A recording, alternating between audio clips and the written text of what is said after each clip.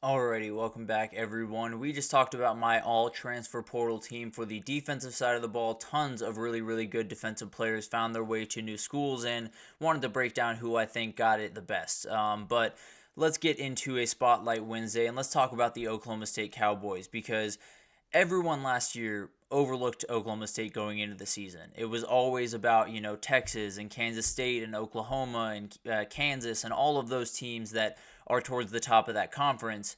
And then Oklahoma State just kind of blew up the party, beat a lot of teams that people weren't expecting them to beat, did a lot of really incredible things. And Mike Gundy is just that way. That's the way that he operates. So it'll be fascinating to watch them this upcoming year. And I think when you look at this team, there's so much to like.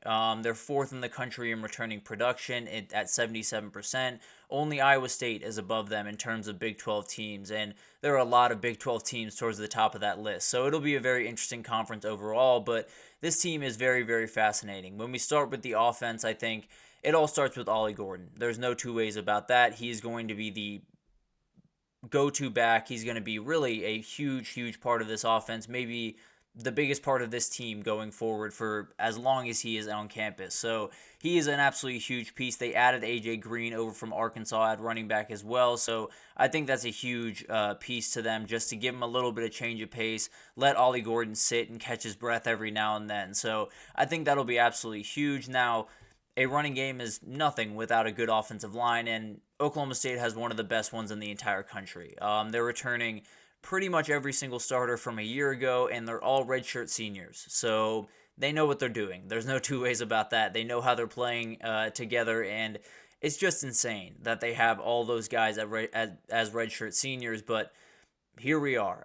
In fact, not one starter on this team, offense or defense, is below their junior year of college. So that's just wild, especially in a transfer portal era where a lot of movement and a lot of craziness. Mike Gundy does not deal with a lot of that. So he's had guys that have been there for quite some time. The receiving core, all the same. Rashad Owens, I tend to believe, is going to be the wide receiver one on this team. But Brennan Presley, who's played 52 games in his entire career, is going to be a great piece to this team, as is Deshaun Stribling, who is absolutely a fantastic player who really came on last year. The tight end group isn't necessarily fantastic by any means, but they are going to be more run blocking just in general. That's kind of just the way that Mike Gundy goes about his business. But then we come to the signal caller, Alan Bowman, who a very veteran presence, has played a ton of really good football in his past and has made a living really from executing offenses at a high rate. He's not going to necessarily light the world on fire. He's not going to be,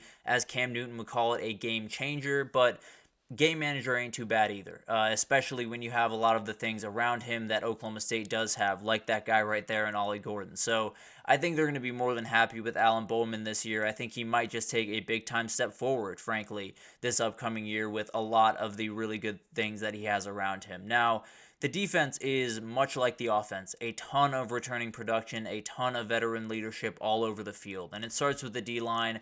They kind of have three guys that have a lot of college football experience and only one guy coming in from somewhere else. So they had Obi Ezigbo came in from the D2 program, Gannon University. He had 7.5 sacks, 10 tackles for loss. He'll likely be playing one of the defensive end positions. Obviously, coming up from D2, there's a little bit of a worry there, but there have been plenty of success stories, and Mike Gundy is no stranger to having good evaluations on kids. So I'm not necessarily super worried about him, but Colin Clay holding down that nose tackle position, he's going to be absolutely remarkable. Started there for most of the year last year, and then Cody Waltersheed is someone that I'm definitely watching very closely. Yet another redshirt senior on this team, and he's played really good football. I think he's someone that gives this defense just a really good kind of baseline, especially on that front line where you're going to have good run defense. You're going to have, pass rush from time to time, although he's not the most dynamic pass rusher in the world. But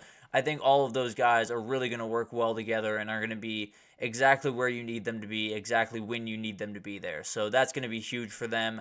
The linebacking core is really where a lot of the star talent is, I suppose. When you talk about Nate Martin was an all Big 12 team player a year ago. Colin Oliver was a second team all Big 12 team a year ago. So it's a fantastic group. The only guy that is a question mark sort of is Justin Wright, who was injured last year, but he got a medical red shirt, is finding his way back in. He came over from the AAC, was a second-team All-AAC player twice during his time there, so he should be more than fine, especially with those two guys right next to him. This back end is incredible. As you would imagine, has a lot of experience, a lot of talent.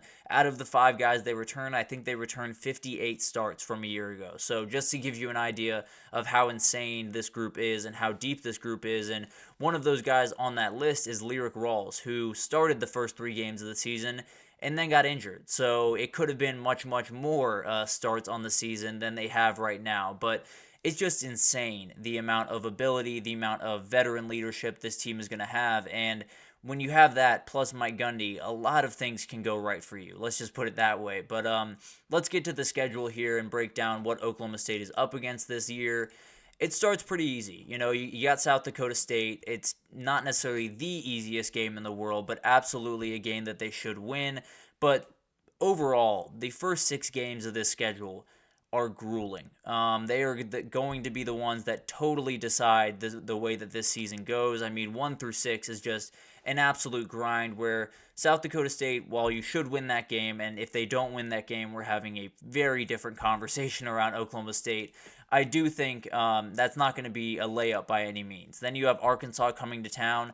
That's going to be a toughie. Arkansas is absolutely going to want that game. They're not necessarily in line for a ton of wins this upcoming season. So this is one of those games that they will absolutely be ready for. And then going to Tulsa, I never get it. I don't understand why a Power 5 team would ever go play at a Group of 5 team, because it feels like you're asking for something bad to happen. Now, Oklahoma State is much better than Tulsa is, and frankly, a lot of Oklahoma State fans will make the drive from Stillwater to Tulsa to be at this game, but man, that is a decision that I would not have made if I was Oklahoma State, and it's just a game that you might want to keep an eye on that weekend just in case something crazy happens. But then you get into the 3-game part of this schedule that I think will totally define what Oklahoma State is in 2024. When you start with Utah at home, that's a huge one, and everyone knows that Utah going into the season is the class of the conference. If you can win that game, you knock them off that throne very quickly. And then at Kansas State is an absolutely huge one, followed by West Virginia. So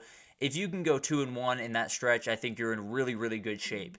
If you go 3-0 in that stretch, then things get really, really interesting. So it'll be fascinating to watch that unfold. I think it's a very top-heavy schedule. Those Friday games between BYU and Colorado are a little bit nerve-wracking to me, if I'm being honest. Colorado might just be fighting for a bowl game in that last week, which will give them some very extra motivation.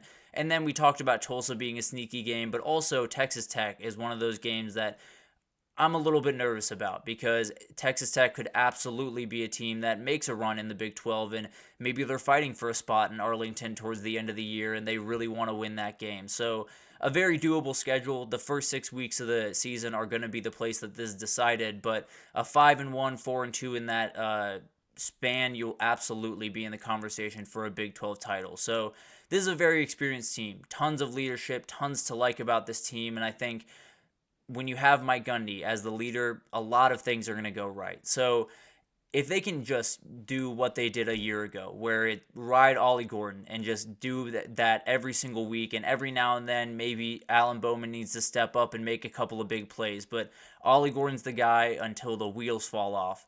I think you have the ability to win this conference, to go to the playoff, to do some really remarkable things this year. So a manageable, top-heavy schedule, a lot of really good things rolling for Oklahoma State. Now, will they be one of those teams that could be a Cinderella-type team in the playoff, because they have a lot of things in place that the Cinderella teams would need? You know, the veteran leadership, the depth, all of those things are huge for this team, and I think they might just be a team to watch this upcoming year for not only to win the Big 12, but maybe just make a little bit of run in the playoffs. So I'm definitely going to be watching the Cowboys very, very closely this upcoming year, but that'll do it for this edition of the GSMC College Football Podcast, brought to you by the GSMC Sports Network. Your support means a lot to us, so please remember to subscribe to the show, leave a positive review. It does make a huge difference.